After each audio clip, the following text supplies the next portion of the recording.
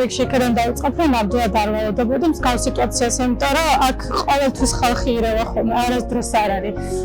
ისე რომ მარტო დარჩა და კონსულტანტებიც ყველა ისე ვცდილობთ, რომ 2 აუცილებლად ვიყოთ დარბაზში და ჩემი თანამშრომლები მოდიოდნენ იმისთვის, რომ აი წამოდი წავიდეთ, ახლა შევისვენოთ დრო არის 2 წუთები იყო ზუსტად.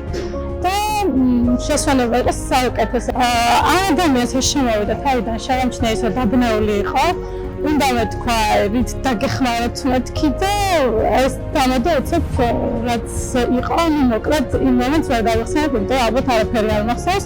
და პირველ რიგში ცოტა მოვედი გონს და მანაც დატოვა დარბაზი, გამახსენდა ის რომ დაცვა და მონიტორინგს დავურეკე და კიოდი, უბრალოდ ვერაფერს ვერ ვეუბნებოდი საერთოდ. სახელსაც ვერ ვამბობდი ჩემი თანამშრომლებისას, იმიტომ რომ არც ერთის არ მახსოვდა. იყო ძალიან დიდი შოკი, მაგრამ ყველამ ოპერატიულად მოვიდა, პოლიციაც, მონიტორინგიც, დაცვაც, ყველა ოპერატიულად გაჩნდნენ. ძალიან გამიხარდა ეს, რომ ყველას მხრიდან იყო, არ ვიცი, ძალიან დიდი თანადგომა.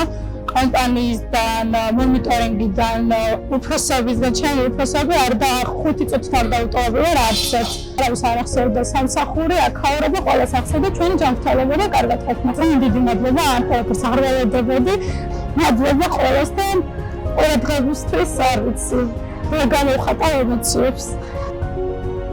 ძალიან ძლიერი გოგოა და ძალიან დიდ რისკზე წავიდა. შეიძლება ჩემი თანამშრომლები მაგალითად დაიბნა და ვერ მიხმა როგორ დამხმარებოდნენ და ამ გოგომ არ ვიცი, ძალიან ოპერატიულად იმუშავა და ეს არ ყოფილიყო, არ ვიცი, მაგრამ ეს გააკეთებდა.